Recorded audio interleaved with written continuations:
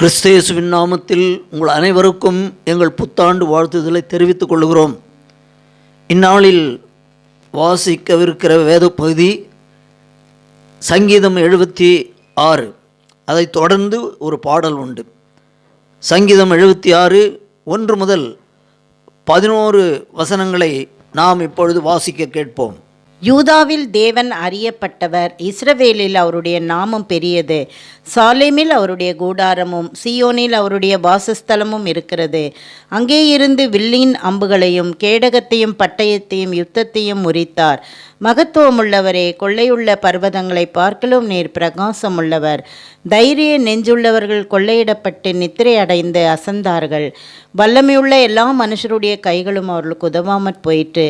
யாக்கோபின் தேவனே, உம்முடைய கண்டிதத்தினால் ரதங்களும் குதிரைகளும் உறங்கி விழுந்தது. நீரே பயங்கரமானவர். உமது கோபம் மூழும்போது உமக்கு முன்பாக நிற்பவன் யார்? நியாயம் விசாரிக்கவும் பூமியில் சிறுமைப்பட்டவர்கள் யாவரையும் ரட்சிக்கவும் தேவரீர் எழுந்தருளின போது வானத்திலிருந்து நியாய தீர்ப்பு கேட்க பண்ணினீர். பூமி பயந்து அமர்ந்தது. மனுஷனுடைய கோபம் உமது மகிமையை விளங்க பண்ணும். மிஞ்சும் கோபத்தை நீர் அடக்குவீர். பொருத்தனை பண்ணி அதை உங்கள் தேவனாகிய கர்த்தருக்கு நிறைவேற்றுங்கள். அவரை சூழ்ந்திருக்கிற அனைவரும் பயங்கரமானவருக்கு காணிக்கைகளை கொண்டு வர கடவர்கள். பிரபுக்களின் ஆவியை அடக்குவார். பூமியின் ராஜாக்களுக்கு அவர் பயங்கரமானவர்.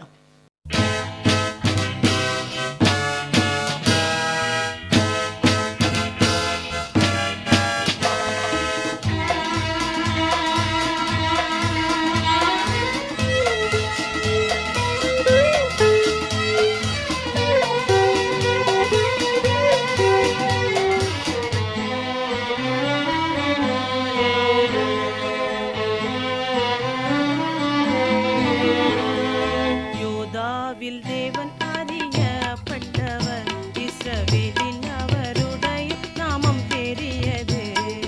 யூதாவில் தேவன் அறியப்பட்டவர், இஸ்ரவேலில் அவருடைய நாமம் பெரியது.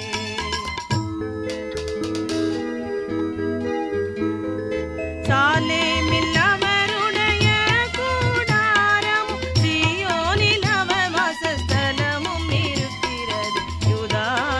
தேவன் அறியப்பட்டவர், இஸ்ரவேலில் அவருடைய நாமம் பெரியது.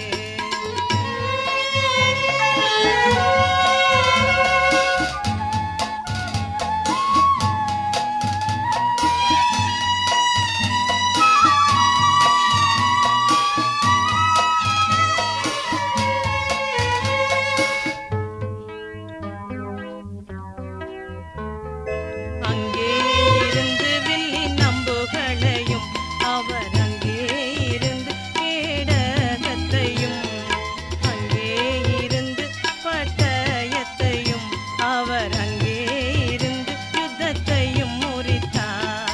கொள்ளையுள்ள பர்வதங்களை விட நீர் பிரகாசமுள்ளவர், மகத்துவமுள்ளவரே. யூதாவில் தேவன் அறியப்பட்டவர், இஸ்ரவேலில் அவருடைய நாமம் பெரியது.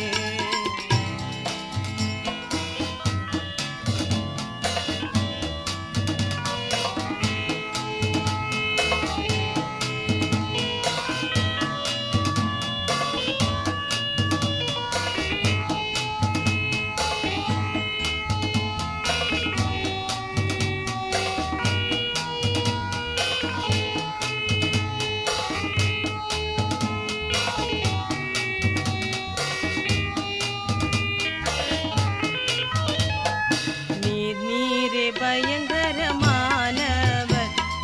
கோபம் மூழும்போது முன்னிற்பவன் யார்?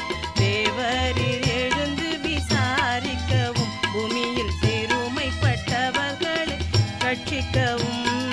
வானத்திலிருந்து தீர்ப்பு கேட்க பண்ணினீர். அப்போது பூமி பயந்து அமர்ந்தது. யூதாவில் தேவன் அறியப்பட்டவர், இஸ்ரவேலில் அவருடைய நாமம் பெரியது.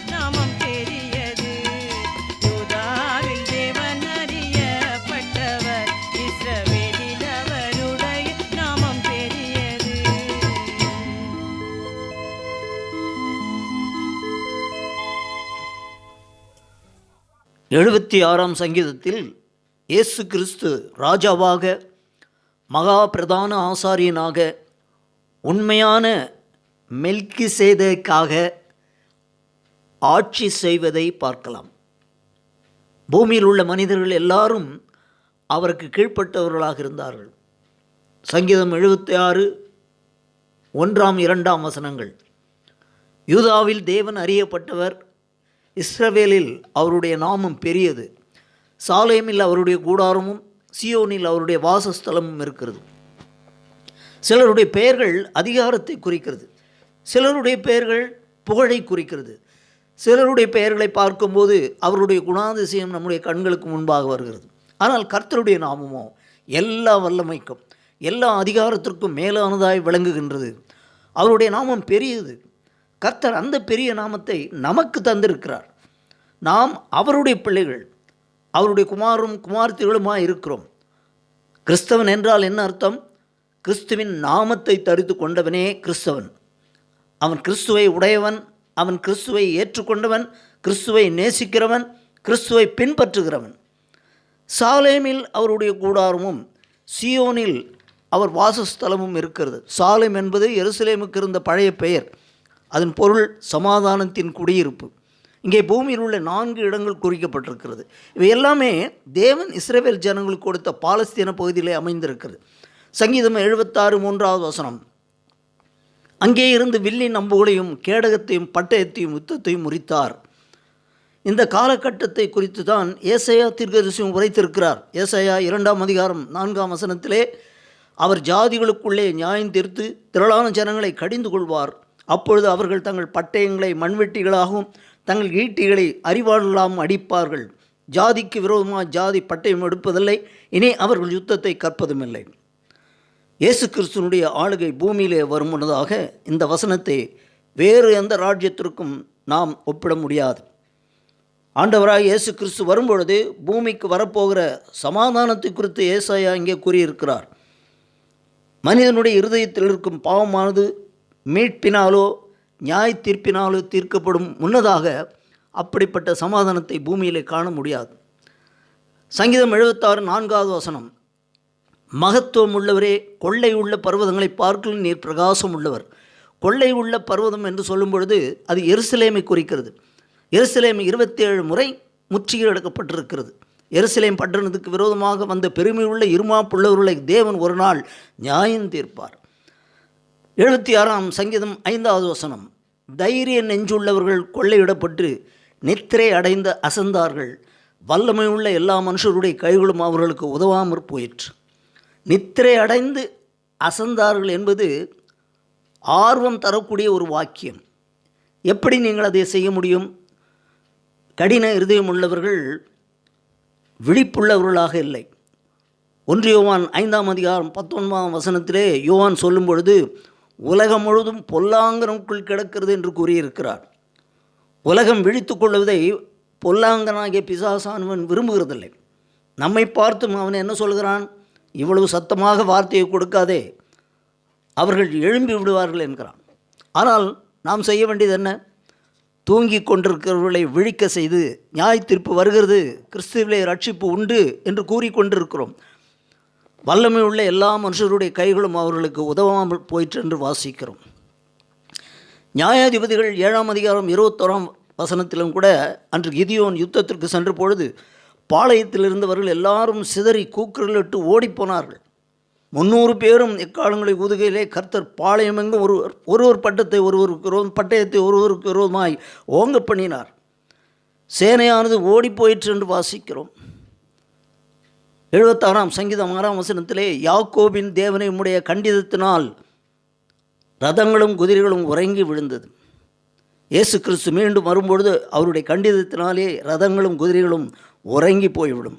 அப்பொழுது அவர் மகிமையாக பிரகாசிப்பார். அந்த நாளை குறித்து தான் ஏசாயா 60 அதிகாரம் 1 வசனத்திலே இவ்விதமாய் வாசிக்கிறோம். எழும்பி பிரகாசி, உன் ஒளி வந்தது, கர்த்தருடைய மகிமை உன்மேல் உதித்தது. இந்த நாளை குறித்து ஏசாயா மேலும் என்ன கூறியிருக்கிறார்? 4 அதிகாரம் 5 வசனத்திலே ஏசாயா 4:5, அப்பொழுது கர்த்தர் சீயோன் மலையில் உள்ள எல்லா வாசஸ்தலங்களிலும் அதன் சபைகளின் மேலும் பகலில் மேகத்தையும் புகையும் இரவில் கொழுந்து விட்டு எரியும் அக்கினி பிரகாசத்தை உண்டாக்குவார்.